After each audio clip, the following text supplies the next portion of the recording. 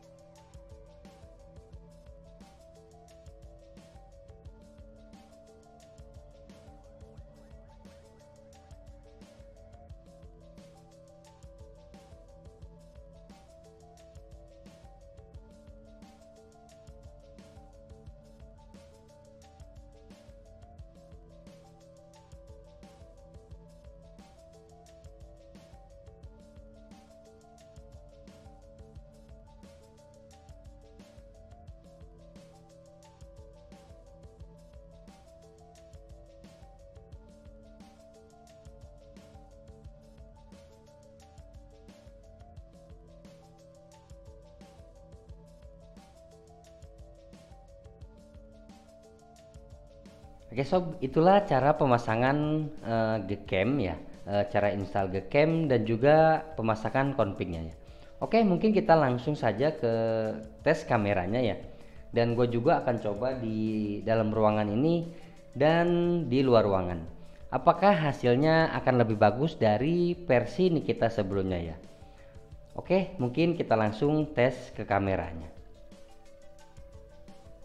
Oke sob, mungkin video pertama kita akan coba di dalam ruangan ini ya. Dan kita akan coba gelapkan ya cahayanya. Apakah hasil kamera Gcam versi 8.2 ini akan bagus atau tidak di low lag. Jadi di sini dia wide ya, ultra wide-nya dia sudah support ya. Versi 8.2 ini di Poco F3. Oke, mungkin kita langsung saja tes kameranya.